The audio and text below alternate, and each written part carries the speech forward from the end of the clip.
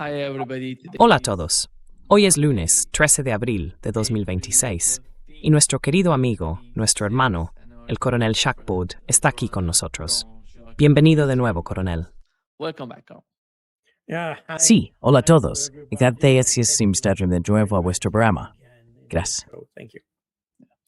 Carol, I want to start with, since last Carol, we talked, quiero empezar con, ya sabes, desde la semana pasada que hablamos, imagina cómo han cambiado las cosas. Es increíble. Tuvimos las negociaciones, luego las negociaciones de alto el fuego, y las conversaciones se derrumbaron. Y ahora tenemos a Donald Trump anunciando que Estados Unidos va a bloquear los barcos que entren y salgan de los puertos iraníes. Hoy, 13 de abril, a las 10 de la mañana, hora del este.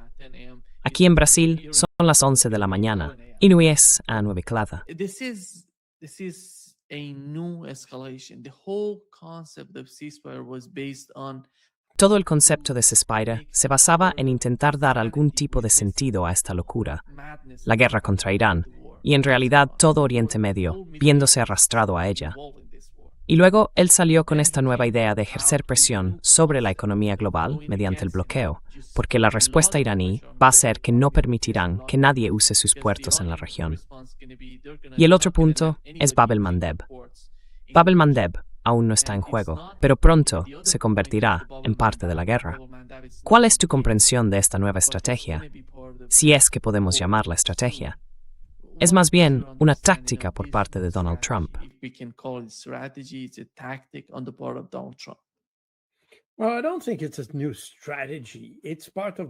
Bueno, no creo que sea una estrategia nueva. Es parte de la misma estrategia. Quiero decir, seguimos hablando de la paz a través de la fuerza. Y esto es, de hecho, como he explicado muchas veces, simplemente una variante de la política del chantaje. Eso es todo. Es lo que existía a finales del siglo XIX y principios del XX, la llamada diplomacia de las cañoneras, que consistía en exigir algo a un actor y si no cumplía, enviar tus cañoneras a bombardearlo. Quiero decir, eso es exactamente lo que ocurrió en China a finales del siglo XIX. Esta es la llamada diplomacia de las cañoneras, así que no hay nada realmente nuevo aquí. De hecho, hemos visto exactamente el mismo patrón desde el comienzo del mandato de Trump. El llamado arte del trato es exactamente eso. Art of the deal is exactly that. You just put on the table a solution. Acabas de poner una solución sobre la mesa. Por supuesto, es tu propia solución, quiero decir, la solución de Trump. La pones sobre la mesa y luego pones la pistola sobre la mesa y dices, bueno, puedes elegir, o aceptas mi solución o te disparo. Esto es en esencia un chantaje, y eso es exactamente lo que hemos tenido hasta ahora. Así es como ha conseguido, entre comillas, resolver no sé cuántos, 7, 8, 9 conflictos. Sabes, resolver un conflicto no consiste simplemente en chantajear a la gente para que silencie las armas. Para resolver un conflicto, hay que abordar las causas profundas con el fin de obtener un resultado duradero, no solo temporal. El problema es que Trump es probablemente la caricatura de un estadounidense que confía en los resultados rápidos en todo, pero nunca en los de largo plazo. On everything, but no long-term, long-standing results. That's exactly what we have. We knew that. Eso es exactamente lo que tenemos. Ya lo sabíamos. Quiero decir, yo era muy escéptico respecto a que esta negociación durara mucho porque, y aquí hay que hacer una distinción, está el alto el fuego por un lado, y el plan de 10 puntos que Irán presentó la semana pasada, que era esencialmente lo que Irán quería negociar, frente al plan de 15 puntos que tenía en mente Estados Unidos. Y esos dos planes son completamente incompatibles, porque el plan de 15 puntos, en esencia, bueno, aunque no sepamos exactamente qué contiene, algunos periódicos israelíes publicaron partes del contenido. Suponiendo que esos sean los puntos reales, por cierto, si leemos esos 15 puntos, no es otra cosa que una capitulación de Irán. Nothing else than a capitulation of Iran. On the other hand, if you read the 10 points Por otro lado, si lees los 10 puntos presentados por Irán, no es menos que una capitulación de Estados Unidos. Así que sabíamos que esos dos planes eran completamente incompatibles. Ahora bien, lo interesante es que el propio Trump dijo que la propuesta iraní era viable, es decir, que podíamos usarla como base para una discusión, lo cual en esencia es un buen comienzo. Y finalmente, por cierto, resulta interesante ver que si escuchamos a J.D. Vance, él dijo que solo quedaban dos puntos conflictivos. Uno era el tema del conflicto de Hormuz, el estrecho de Hormuz. Quiero decir, obviamente, ¿quién controla el estrecho de Hormuz? Who has the control over the Strait of Hormuz? And for the Iranians, it's clear that it must be Iran. Y para los iraníes está claro que debe ser Irán. El segundo punto era la cuestión nuclear.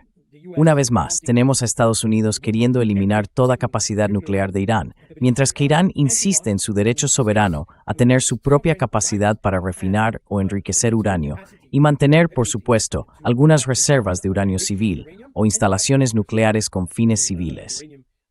De hecho, desde principios de los años 90, Irán nunca se ha desviado de eso.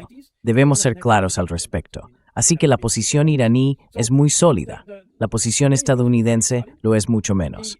No se trata solo de arrogancia, podríamos decir. Necesitan tener la región bajo control. Eso es todo. They need to have the region under control. That's all. But there is no substantial point. Anyway, Pero no hay ningún punto sustancial. De todos modos, sabíamos que esta negociación, también es interesante ver que todas estas rondas de negociación ocurren tan rápidamente. Mientras que en el pasado, durante la Guerra Fría, cuando teníamos negociaciones sobre la reducción de armas convencionales o misiles de alcance medio en Europa, o sobre armas nucleares, todas esas negociaciones duraban meses o incluso años antes de alcanzar sus objetivos. Ahora estamos en un momento en que podemos o dos modos, o lo aceptas o no. Si lo acepta, bueno más. Si no, siempre hay estrategias para zanahoria. Eso no puede funcionar. Es preferente en Oriente Medio. that cannot work, especially in the Middle East. You know better than me that you can achieve whatever you want in the Middle Sabes mejor que yo que puedes lograr lo que quieras en Oriente Medio si lo haces correctamente, si sigues las reglas locales, te tomas tu tiempo y hablas con la gente. Entonces puedes conseguir lo que quieras. Y sabemos que Irán no es una amenaza. Lo hemos hablado muchas veces. Al final del día, el problema no es si Irán es una amenaza o no. Sabemos que no lo es. Lo que necesitamos es un seguro, una garantía de que seguirá sin ser una amenaza. Eso es lo que necesitamos. Por supuesto, tenemos esta mala fe por parte de Israel, porque Israel siempre considerará a todos sus vecinos como potencialmente malos, desagradables, agresivos, cosas así.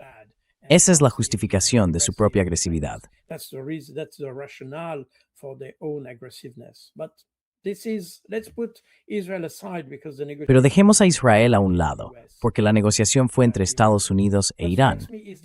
Lo que me llama la atención es la incapacidad de Estados Unidos para entender esta mentalidad, para darse cuenta de que si tenemos una negociación, debemos sentarnos juntos durante días, semanas, quizá meses, quizá años. Esto no puede lograrse en 2 días. La expectativa de un resultado rápido, en un día o algo así, es irrealista. Cualquiera con el más mínimo conocimiento de Oriente Medio sabe que no es posible, especialmente si se presiona a la gente. Elimina la presión y obtendrás mejores resultados. La diplomacia de las cañoneras no funciona en Oriente Medio, ya sea con Irán o con cualquier otro. in the Middle East, regardless of it's Iran or others. It's exactly the you know Exactamente eso. Sabes, eres ingeniero, conoces los fluidos no newtonianos. Cuando aplicas mucha fuerza sobre este tipo de fluido, no puedes atravesarlo, se vuelve muy resistente. Pero si te mueves muy despacio, puedes pasar fácilmente. Así que es lo mismo. Si quieres negociar en Oriente Medio, tienes que tener en cuenta la mentalidad de allí. Y no me refiero específicamente a Irán, sea quien sea en Oriente Medio. No me refiero a Israel, porque ellos no comparten esa mentalidad. No forman parte de ese mundo. Cultural e históricamente no tienen nada que ver con Oriente Medio. Pero para el resto de la región es igual. Necesitas un enfoque no newtoniano para la diplomacia. Si no aplicas presión y en cambio vas con calma y hablas con la gente, obtendrás mejores resultados. calmly and talk to people, you will have more result. If you act as Trump, there is absolutely no Si actúas chance como Trump, no hay whatsoever absolutamente ninguna posibilidad de que logres ningún objetivo. Creo que ese es un punto muy importante. Por eso no me sorprendió no obtener un resultado. Lo que sí me sorprendió fue que esperaran tener un resultado en un solo día. Esa es la parte sorprendente. Esperaba que cuando Trump decidiera un alto el fuego de 2 semanas, esas 2 semanas se utilizaran para negociar, lo que significaba que no se concentraría todo en un solo día. Nos sentaríamos juntos durante 2 semanas, discutiríamos los temas y tendríamos una negociación real, igual que cuando vas a cualquier mercado de Oriente Medio a comprar comida o lo que sea. Tienes que regatear, tienes que hablar y al final encontrarás una solución, encontrarás el precio justo. You will find a solution, you find the right price. That's exactly how negotiation should work. Así es exactamente como debería funcionar una negociación. Y esperaba que esas 2 semanas, el alto el fuego, se usaran de esa manera. Ahora bien, cuando hablamos del alto el fuego, por supuesto, tenemos a los saboteadores. Y como de costumbre, Israel es el saboteador. Probablemente esa sea la razón por la que todo se vino abajo, porque recordemos que el objetivo de Israel, y básicamente de todo lo que hace Israel, es garantizar una presencia permanente de Estados Unidos. Es decir, les gustaría que Estados Unidos se involucrara en una guerra contra los vecinos de Israel. No tienen la capacidad de luchar contra todos esos vecinos por sí mismos, así que les gustaría que Estados Unidos lo hiciera por ellos. Por eso siguen provocando. Siempre crean una situación en la que Estados Unidos tiene que intervenir. Hasta ahora, Estados Unidos ha intervenido sin recurrir a la fuerza, esencialmente de forma diplomática. Force diplomatically, essentially. But now with Trump, Netanyahu has understood. Pero ahora, con Trump, Netanyahu ha entendido que tiene a un tipo que es muy, digamos, no muy profundo en su conocimiento o en su forma de abordar las cosas. Es muy emocional, muy superficial y quiere resultados rápidos. Y ese es el presidente ideal de los Estados Unidos, desde el punto de vista de Netanyahu. Esa es la razón por la que, de hecho, como dijo el New York Times, no ordenó a Estados Unidos que hiciera eso, pero creó una situación en la que Estados Unidos solo podía decir, bueno, es una buena oportunidad. Y ya sabes, recuerda que Donald Trump es básicamente un agente inmobiliario, como Steve Witkoff, como Jared Kushner, por cierto. Todos son agentes inmobiliarios, es decir, personas que siempre están buscando la oportunidad adecuada. Son personas de oportunidades. The right opportunity. They are people of opportunity. They are not people of long-standing discussions. No son personas de discusiones largas y prolongadas. Cuando estás en Nueva York, bueno, no tengo mucha experiencia en ese negocio, pero puedo suponer que en Nueva York hay que tomar decisiones muy rápidas y hay que empujar a la gente a tomar decisiones muy rápidas. Así que no tienes mucho tiempo para negociaciones, ni diálogo, ni nada de eso. Simplemente vas y dices, tómalo o déjalo. Todo es una cuestión de oportunidad. Y creo que esa es exactamente la misma lógica que empujó a Estados Unidos a este conflicto. Es la misma lógica que explica por qué Estados Unidos es incapaz de hablar con los iraníes, o con cualquier otro en realidad. Y ahí es donde estamos. Ahora, esto es un poco, ¿cómo debería decirlo? No encuentro la palabra ahora mismo. Tengo la palabra en alemán, pero no en inglés. I have the word in German, but not in English. But I was disappointed. Disappointment. Right? That's the word. That's the point. Me sentí decepcionado. Decepcionado porque teníamos, por ambas partes, quiero decir, tanto Irán como Estados Unidos, esta idea de que probablemente sería una buena idea crear un entorno positivo para el diálogo y, por tanto, este alto el fuego. Ahora bien, por supuesto, el problema es que Israel actúa como un elemento desestabilizador aquí, en el sentido de que no respeta el derecho internacional. En realidad, no participaron mucho en la decisión de establecer el alto el fuego, porque eso es algo que, al parecer, se había discutido entre Estados Unidos y Pakistán. Tampoco estoy seguro de que Irán estuviera muy implicado en el diseño de ese alto el fuego. En cualquier caso, la idea de que Líbano deba formar parte del alto el fuego tiene sentido, porque al fin y al cabo, el objetivo era lograr una especie de apaciguamiento en toda la región, no solo en zonas concretas. And thus allowing for let's say, space. Y así se permite, digamos, un espacio para la discusión. Y eso fue confirmado, por cierto, por el primer ministro pakistaní, que Líbano formaba parte del acuerdo. Netanyahu lo negó, Trump lo negó, pero con Trump nunca se sabe exactamente. Con Netanyahu se sabe perfectamente que no quiere un alto el fuego. Y esta tendencia, esta propensión a buscar siempre una solución militar, más destrucción y todo eso, es algo que me decepciona. Bueno, no es decepcionante porque lo esperamos, pero me asusta en ese sentido, porque significa que no hay manera de alcanzar ningún acuerdo con Israel. There is no way you can achieve any agreement with Israel. When Israel is in the equation, it's not possible. Cuando Israel entra en la ecuación, no es posible alcanzar un acuerdo que conduzca a la paz. Ese es el problema. No quieren la paz. Y eso es lo que los europeos están empezando a entender. Pero es interesante que solo ahora empiecen a darse cuenta, porque por supuesto lo están sufriendo. Tiene consecuencias para el estrecho de Hormuz y todo eso, y por tanto los europeos están empezando a sentir el impacto. Pero Netanyahu sigue siendo el mismo Netanyahu que respondió a la operación Diluvio de Al-Aqsa en 2023. Así que es la misma historia. Sin embargo, ningún país europeo reaccionó ante las masacres perpetradas por los israelíes. Ahora reaccionan porque están preocupados, porque de algún modo están implicados. Así que esta es una situación muy decepcionante, aunque en cierto modo era de esperar. But it was somehow expected.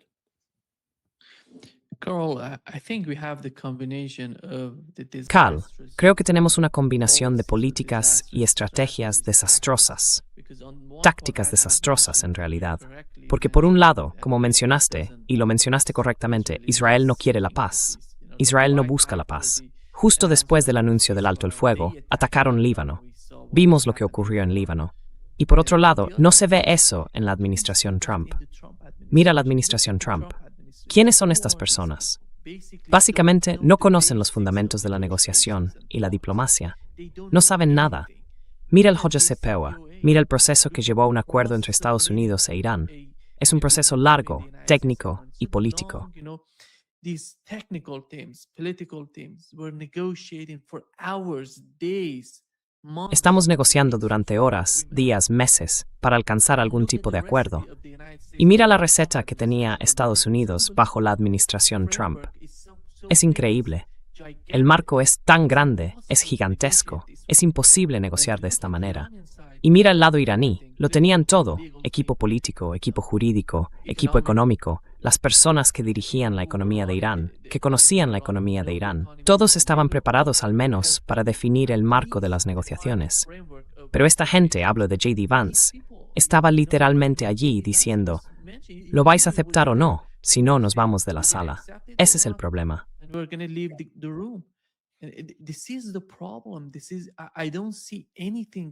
No veo que ocurra nada bueno a medida que pasa el tiempo. Creo que Europa lo reconoce. Ven la guerra contra Irán como un pantano y no quieren involucrarse en ella. Incluso con el bloqueo, hemos aprendido que el gobierno del Reino Unido, bueno, sabemos lo estrecha que es la relación entre el gobierno británico y Estados Unidos. Son prácticamente iguales en lo que respecta a política exterior. Y Australia dijo que no va a formar parte del bloqueo, que no va a hacer nada para ayudar a Estados Unidos. Y Donald Trump en persona, es increíble lo que está haciendo. Pero ¿cuál es tu opinión? Porque parece que nos dirigimos hacia el desastre.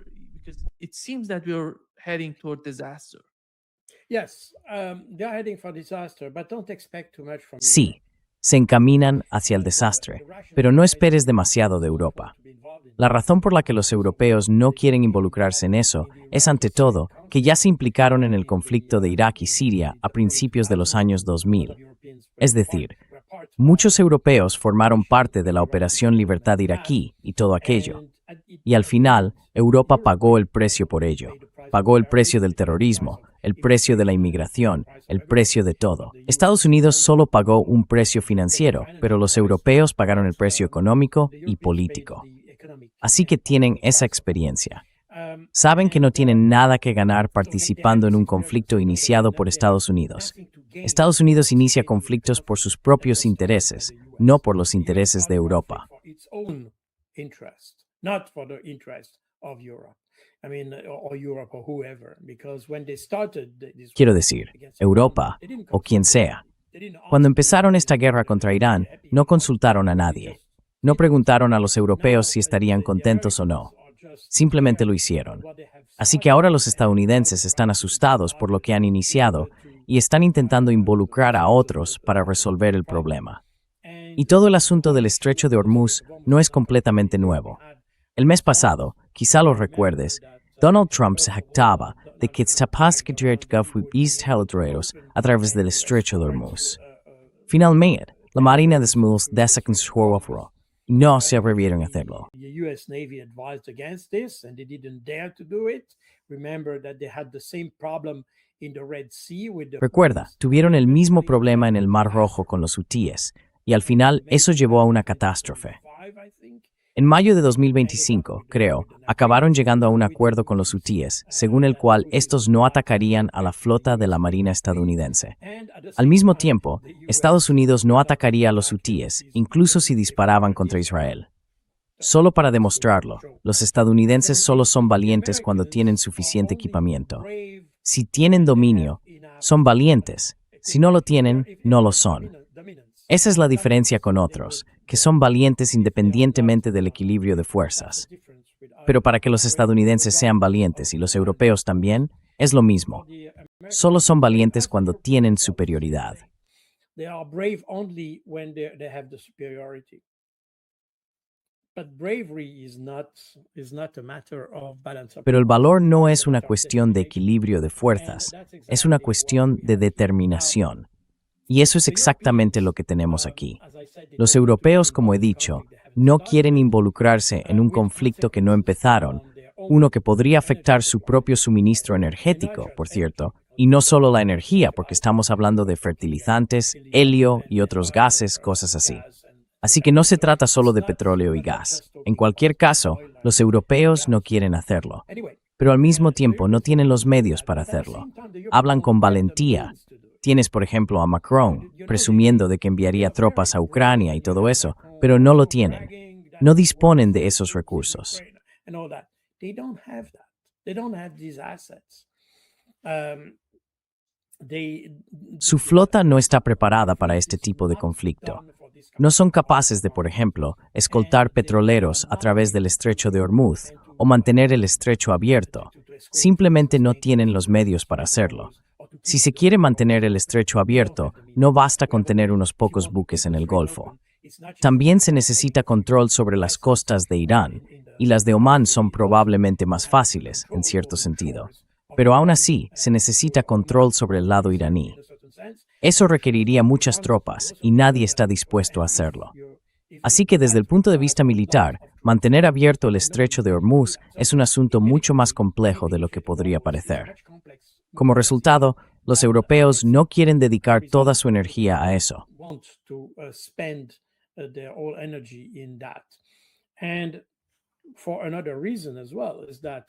Y por otra razón también, básicamente para resolver el problema, solo se necesita una negociación adecuada. Quiero decir, recuerda que antes del 28 de febrero, el estrecho de Hormuz estaba abierto. Todo el mundo podía pasar. No había tasas, nada. La nueva situación creada por Estados Unidos ha provocado este problema, así que para resolverlo solo tenemos que revertir esa situación. Eso es todo. No hace falta desplegar muchas tropas ni que la gente pierda la vida por el estrecho de Hormuz. Es simplemente una cuestión de buena negociación y sentido común. Eso es todo. Ese es un aspecto. Ahora bien, el problema es que tenemos, tanto en Europa como en Estados Unidos, especialmente en Estados Unidos en este momento, pero se puede ver, por supuesto, estamos hablando de Irán, y esa es la razón por la que podemos centrarnos en Trump. That's the reason why we can focus on Trump. But if we talk about other theaters of war, Pero si hablamos de otros teatros de guerra, concretamente Ucrania, vemos el mismo tipo de toma de decisiones en Europa. Es decir, tanto en Europa como en Estados Unidos, tenemos un sistema de toma de decisiones extremadamente irracional, totalmente emocional. En realidad, no es un proceso, porque un proceso implica que al tomar una decisión, se recogen aportaciones de diferentes partes, se equilibran, se evalúan opciones y así sucesivamente. Aparentemente, eso no ocurrió en Estados Unidos con respecto a Irán. Lo que tenemos aquí es básicamente disparar desde la cadera, ya sabes, disparar desde la cadera. Y eso significa reaccionar instintivamente ante las cosas, no pensar en lo que se está haciendo. Simplemente aprietas el gatillo y punto.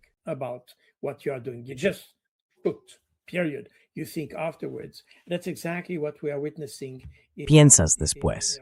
Eso es exactamente lo que estamos presenciando ahora mismo en Estados Unidos. Trump actúa por impulso y ahora empieza a pensar. Ahora empieza a entender que se ha metido en una situación de la que no puede salir. Y ese es exactamente el problema. Ahora bien, esto era de esperar. Quiero decir, no soy el único. Mucha gente en tu canal ha dicho exactamente lo mismo. Si eres un observador sencillo, honesto y diría científico de la situación, puedes llegar a la misma conclusión. Cuando reúnes todos los hechos, llegas al mismo resultado. Este desenlace era totalmente previsible. Aún no entiendo por qué, en la Casa Blanca, nadie aconsejó al presidente que no lo hiciera, o al menos no con la suficiente firmeza, no con argumentos lo bastante sólidos como para hacerle cambiar de decisión. Change his decision because the whole thing is based on wind. Todo se basa en el viento, básicamente, nada más. Pero tenemos exactamente lo mismo en Europa. Verás, cuando hablas de ello, por supuesto hay un punto en común, que es el suministro de energía. Lo mismo ocurrió cuando Europa decidió romper sus lazos con Rusia y quiso diversificar sus fuentes de energía. Pues bien, vemos exactamente de qué trata esa diversificación. Ahora es solo Estados Unidos, punto. Así que estamos hablando de gente que no tiene mucha profundidad en su forma de pensar. No entienden las distintas opciones o estrategias, simplemente deciden, punto. Tienen un tipo bueno y un tipo malo, y al bueno hay que dispararle, punto. Es así de simple. El problema es que, con el tiempo, te das cuenta de que el bueno no era realmente el bueno, y el malo tampoco es exactamente el malo. Así que ahí estamos.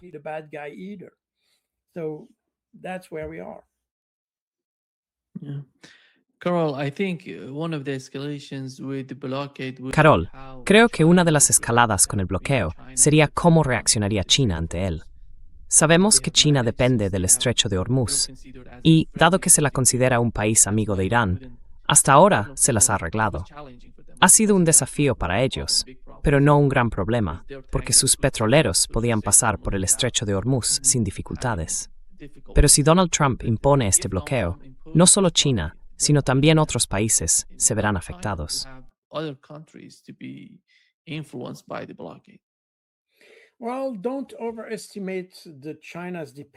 Bueno, no sobreestimes la dependencia de China del petróleo iraní.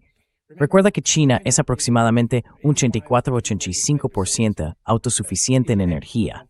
Es decir, tienen sus propias fuentes de energía dentro de su propio país, lo que significa que dependen solo alrededor de un 15% del suministro externo.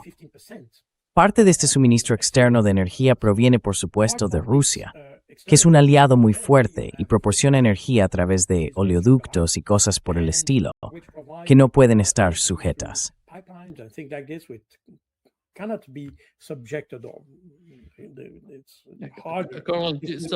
Perdón por interrumpir. Tanto otras formas de comunicarse con iraníes.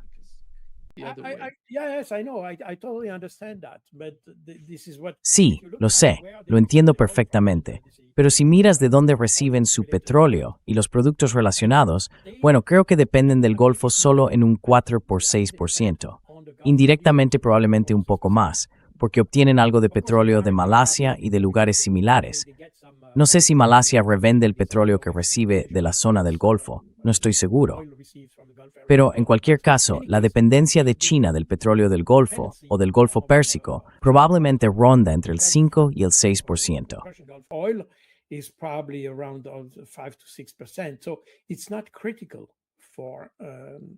Así que no es algo crítico para China, porque China ha diversificado sus fuentes de energía. Incluso compra petróleo a Estados Unidos, así que no es un gran problema. De hecho, China está en una mejor posición que Europa, por ejemplo. Además, como China mantiene lazos muy estrechos con Rusia, y Rusia está justo al lado, no existe un problema geopolítico real, al menos por ahora. Por tanto, China no es el país más amenazado en este caso. Además, China todavía va a tener ciertas influencias sobre Estados. China can still has some leverage over the United States. We have mentioned many times the rare earth. Hemos mencionado muchas veces el tema de las tierras raras, algunos materiales estratégicos como el tungsteno, por ejemplo, y cosas por el estilo, de los que Estados Unidos depende enormemente, y China puede básicamente abrir o cerrar el grifo en este asunto. Eso ya ha ocurrido con los imanes permanentes o naturales, y con algunas tierras raras. Los chinos ya han bloqueado la exportación de tierras raras a los fabricantes de armas. Me refiero a los fabricantes de armas occidentales y estadounidenses. Así que China tiene mucha influencia. El problema no es tanto que China sea agresiva. Es un país pacífico, lo que significa que aún pueden encontrar otras vías. Y probablemente ese sea el mejor enfoque. También lo vimos durante las negociaciones, porque la idea de Pakistán de mediar entre Irán y Estados Unidos también fue apoyada por China.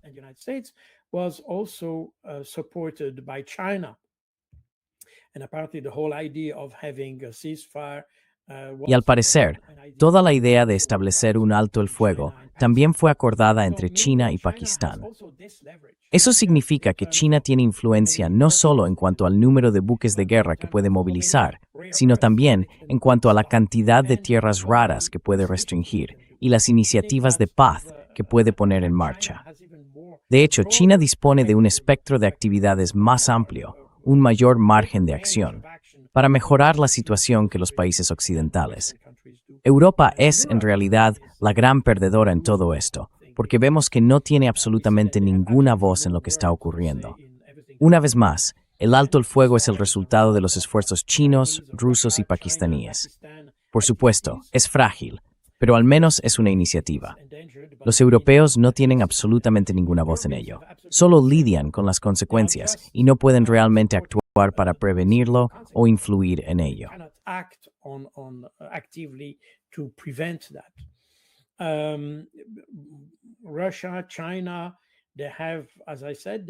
Rusia y China tienen, como he dicho, este tipo de diversificación del suministro, lo que significa que son menos dependientes que Europa. Europa está básicamente acorralada en esta situación. Ninguna actividad diplomática al respecto, ninguna credibilidad en Oriente Medio, absolutamente ninguna influencia sobre Israel. Intentaron hacer algo, como España impidiendo la entrega de armas o municiones a Israel y cosas por el estilo. Pero es un gesto político sin consecuencias reales sobre el terreno.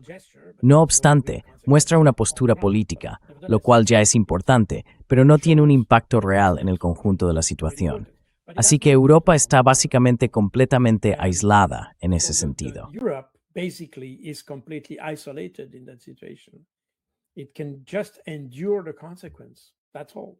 Solo puede soportar las consecuencias, nada más.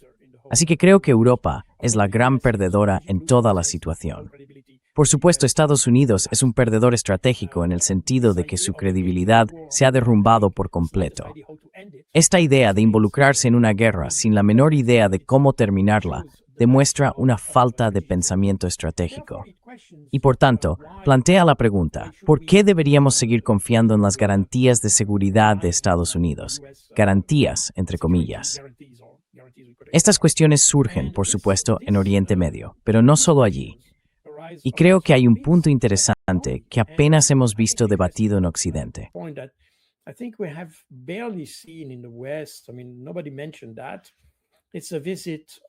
Quiero decir, nadie mencionó eso. Fue una visita del líder de la oposición taiwanesa, el Kuomintang. Este es un partido que favorece un acercamiento entre Taiwán y China. El líder de este partido realizó una visita oficial a la China continental.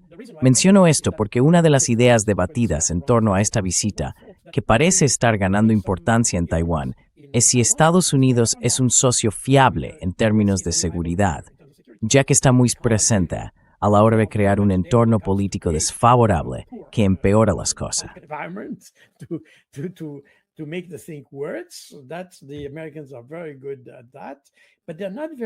Los estadounidenses son muy buenos en eso, pero no son muy buenos a la hora de apoyar a sus supuestos aliados cuando se les necesita. Eso quedó ejemplificado en Oriente Medio, donde todos dependían de la presencia de Estados Unidos, y de hecho, no hicieron nada. Esas soluciones de alta tecnología que tenían, como el sistema THAAD y el Patriot, quedaron ineficaces a las pocas horas de comenzar el conflicto. Aún más llamativo fue el hecho de que Estados Unidos retiró uno de los sistemas THAAD de Corea del Sur para llevarlo a Oriente Medio y proteger a Israel. Y eso demuestra que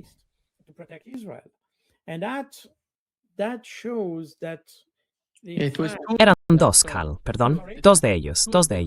two of them. Okay, yeah, that was. But it just shows. Vale, sí, pero eso solo demuestra que Estados Unidos no actúa en favor de sus aliados, sino en su propio favor y en el de Israel. Punto. Todo lo demás es insignificante. Y eso también plantea toda la cuestión de la OTAN, porque al final, la idea de la OTAN era que Estados Unidos se implicara en un conflicto si estallaba una guerra en Europa. Y ahora vemos que Estados Unidos no lo hace. Quiero decir, si no le interesa luchar o involucrarse en una guerra, no lo hará. No lo hará por los bonitos ojos de Emmanuel Macron o de quien sea. Si no conviene a los estadounidenses, no lo harán. Simplemente dirán, bueno, ese es vuestro problema. If it doesn't suit the Americans, they will not do it. They will say, well, that's your problem. And that's a little bit what we see now in the Middle East. Y eso es un poco lo que vemos ahora en Oriente Medio. Todo eso ayudará a remodelar las relaciones entre Estados Unidos y sus propios aliados. Por cierto, esta cuestión se planteó en Corea del Sur, y al parecer, la misma pregunta está surgiendo ahora en Taiwán. Así que vemos que más allá de Oriente Medio y de todo el asunto de Irán, está ocurriendo algo mucho más profundo.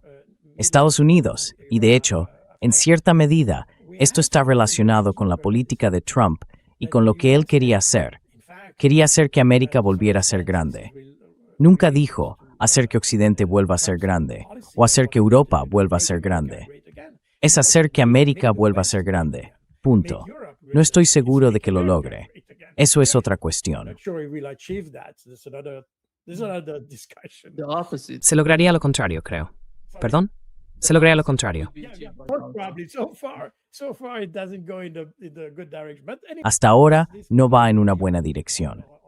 Pero en fin, esto va un poco más allá del tema de hoy. En cualquier caso, toda la idea detrás de esto es hacer que Estados Unidos vuelva a ser grande, no nadie más. Es decir, que usarán o abusarán de sus aliados, pero no se implicarán a menos que sea necesario. ¿Recuerdas lo que pasó en marzo, cuando Trump no quiso comprometer fuerzas navales estadounidenses en el estrecho de Hormuz, pero pidió a sus aliados de Europa Occidental que fueran allí para mantener el estrecho abierto? Exactamente eso. Cuando ve que el problema es demasiado grande para él, o que no va a poder resolverlo, simplemente le pasa el problema a los europeos o a quienes sean sus aliados. hand the problem over to the Europeans or whoever its allies. So these are not allies. Así que estos no son aliados. Y eso es exactamente lo que demuestra todo este asunto. También demuestra que Occidente, y especialmente Europa, es en realidad extremadamente débil, porque todo el poder de Europa, el poder percibido de Europa, provenía militarmente hablando de esta idea de pertenecer a la OTAN, que es una alianza militar muy poderosa, la más por el estilo, pero solo es poderosa si Estados Unidos forma parte de ella. De lo contrario, no tiene sentido. Ese es el problema. Y si ahora desde la caballería no lo que va a remang y menos que una guerra muy grande en la que Estados Unidos debe involucrarse, la OTAN no sirve para nada. US needs to be involved. NATO is useless. And in fact, that's something I have said from the Y de very hecho, beginning. eso es exactamente lo que he estado diciendo desde el mismo comienzo de la guerra en Ucrania. La OTAN no se creó para este tipo de situación. Como resultado, es inútil para resolver la situación en Europa.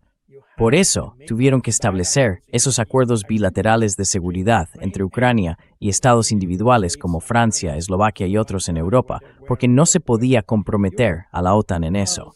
La OTAN es esencialmente Estados Unidos, y Estados Unidos no quería involucrarse directamente en el conflicto contra Rusia. Así que la OTAN es inútil para este tipo de conflicto. Y si se quiere depender únicamente de los recursos militares propios de Europa, simplemente no son suficientes. Simple military resources of Europe, this is not enough. So, and that's exactly what we see with the Strait of Y eso es exactamente lo que vemos con el estrecho de Hormuz. Los perdedores son, sin duda, los europeos, sin duda alguna. En ese sentido, Estados Unidos es un perdedor estratégico. Quiero decir, probablemente logren resolver la situación desde el punto de vista económico, pero como no dependen tanto de ese petróleo como los europeos, aunque debemos ser muy cautelosos con esto, por el tipo de petróleo. Ya sabes, Estados Unidos es uno de los mayores exportadores de petróleo, creo que el mayor, pero también es uno de los mayores importadores de petróleo. Así que exporta petróleo, pero también importa petróleo. Y la razón de ello es que lo que exporta no es exactamente el mismo tipo de petróleo que importa.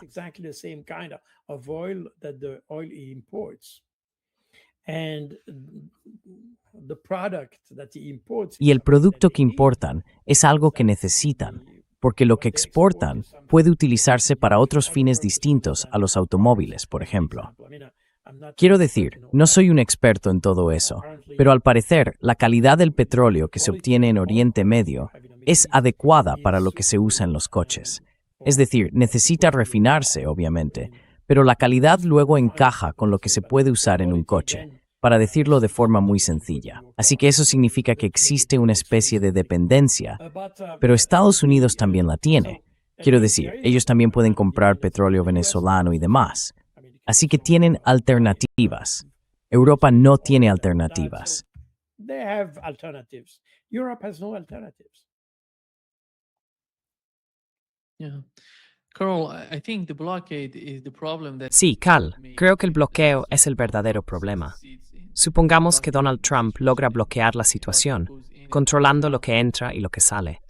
La realidad en Irán hoy es que producen más del 90% de sus propios alimentos. No dependen tanto de las importaciones. Pero ocurre lo contrario con los países del CCG. Más del 90% de lo que consumen proviene del exterior. Eso es un gran problema para ellos.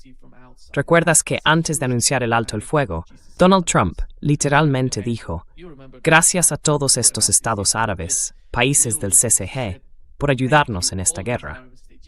Y esto es una novedad, creo, porque el Wall Street Journal acaba de informar hace unos momentos que los países de la región se están apresurando a llevar a Estados Unidos e Irán de nuevo a la mesa de negociaciones.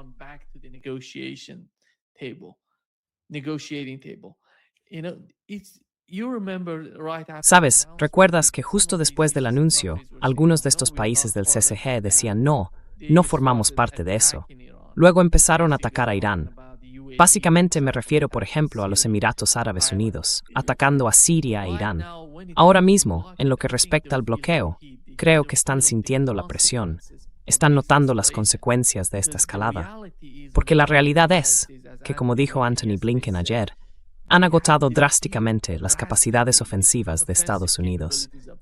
Así que no pueden iniciar una nueva guerra con la misma fuerza que tenían antes. Y esa realidad está influyendo en sus políticas y en la continuación de la guerra. ¿Cuál es tu interpretación de eso? No, absolutamente. Tienes toda la razón. Quiero decir, hay que recordar que existe una resolución, creo que ya lo expliqué en tu canal, la resolución 314 de diciembre de 1974.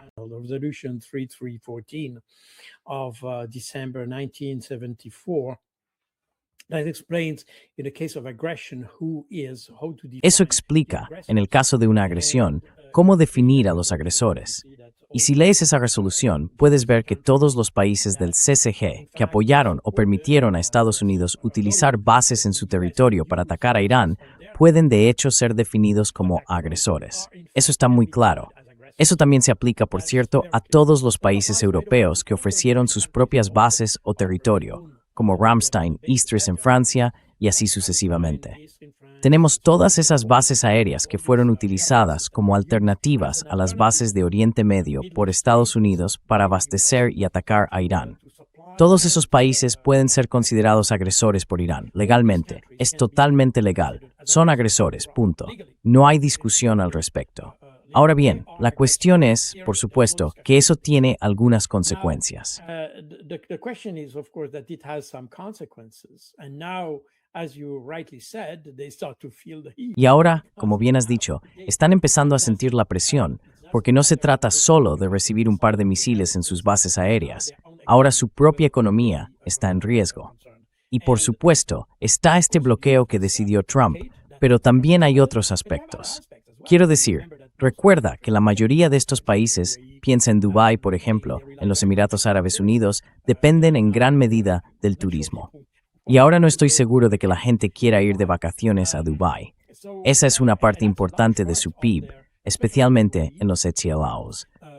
Así que aquí vemos que las consecuencias de la guerra afectan directamente a las capacidades económicas de estos países. Y por supuesto, ahora el problema es que necesitan cambiar de rumbo, y eso es un poco lo que están intentando hacer.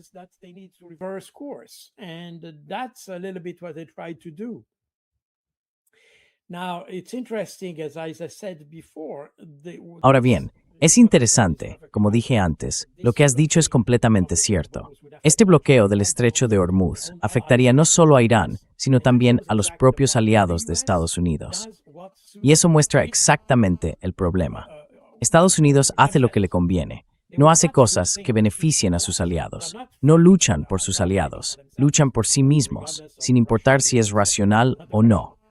Es simplemente un hecho que lo han decidido así y quieren hacerlo, y los demás tienen que pagar el precio.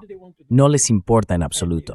Así que, como dijiste, el resto de los países de Oriente Medio pagarán un alto precio por esto.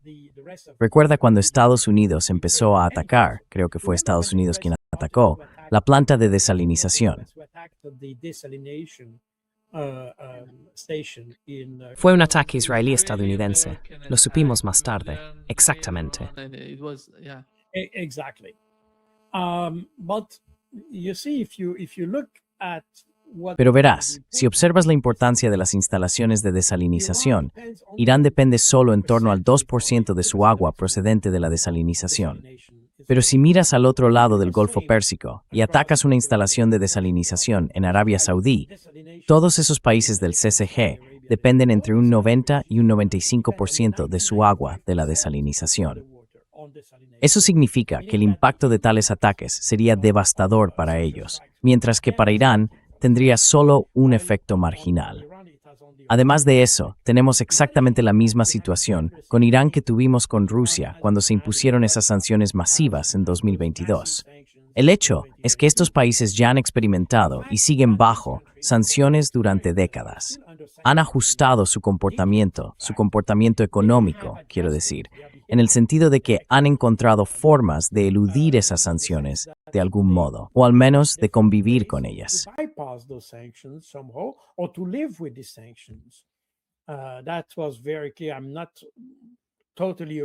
Eso fue muy claro. No estoy totalmente al tanto de la situación en Irán. Si miras a Rusia, por ejemplo, antes de las sanciones, Rusia era un importador neto de trigo, y hoy Rusia es un exportador neto, probablemente uno de los principales exportadores del mundo, porque una vez que estuvieron bajo sanciones, tuvieron que encontrar una solución. Lo que no podían importar, tuvieron que producirlo ellos mismos. Eso también es cierto con las patatas, por ejemplo. Ocurrió lo mismo con las manzanas, las peras y el queso. Como no podían importarlos, los rusos empezaron a fabricarlos. Contrataron a gente de Suiza, de Francia y así sucesivamente, para producir esos quesos que normalmente se hacían en Francia o en Suiza. Ahora los producen directamente en Rusia.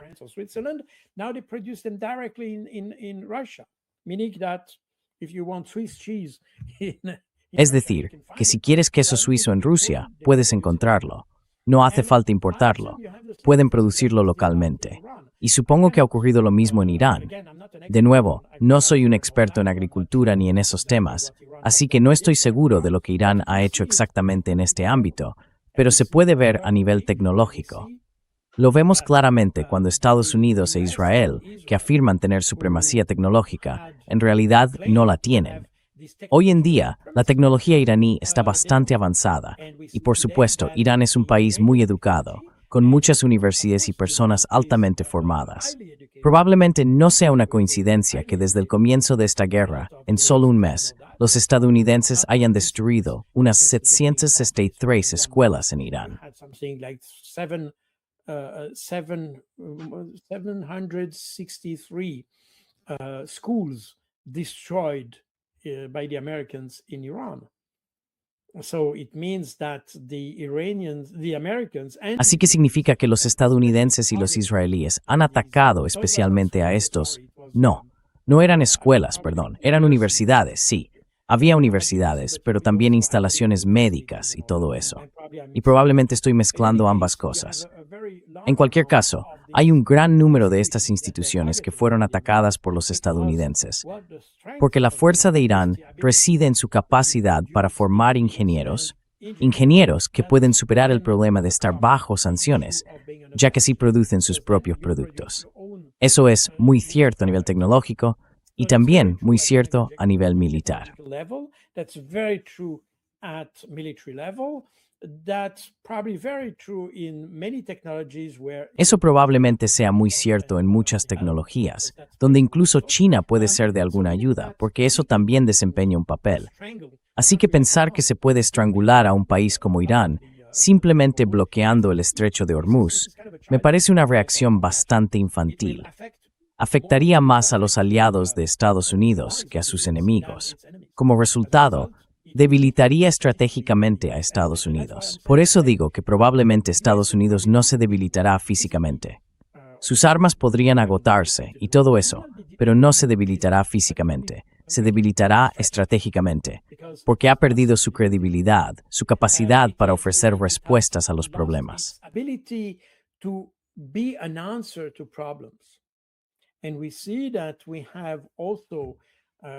Y vemos que también tenemos, y tú lo mencionaste desde el principio, que cuando tenemos una negociación y observamos a los equipos implicados, vemos que cuando básicamente tienes agentes inmobiliarios discutiendo con diplomáticos experimentados, con personas que tienen mucha más experiencia en negociación que las del lado iraní, no hay equilibrio aquí.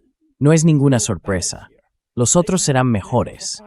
No se puede. No es una cuestión de opinión. Simplemente no se puede hacer eso con aficionados. Y aquí en Estados Unidos, y es interesante por cierto, solo tienes a la misma pareja, la pareja Witkoff-Kushner, para todo. Hablan de Palestina, hablan de Ucrania, hablan de todo.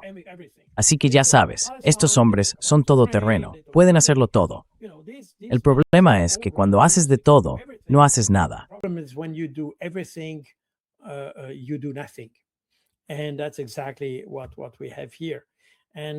Y eso es exactamente lo que tenemos aquí.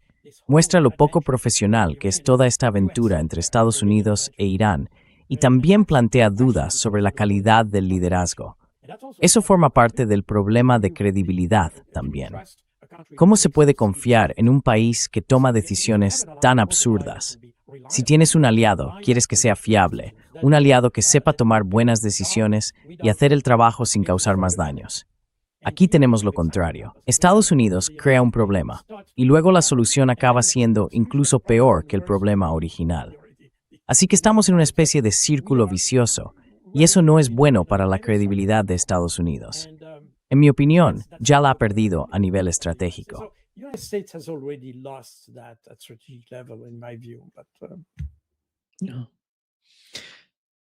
Gracias, Carl. Muchas gracias. Muchas gracias y hasta pronto, Carl. See you soon, Carl.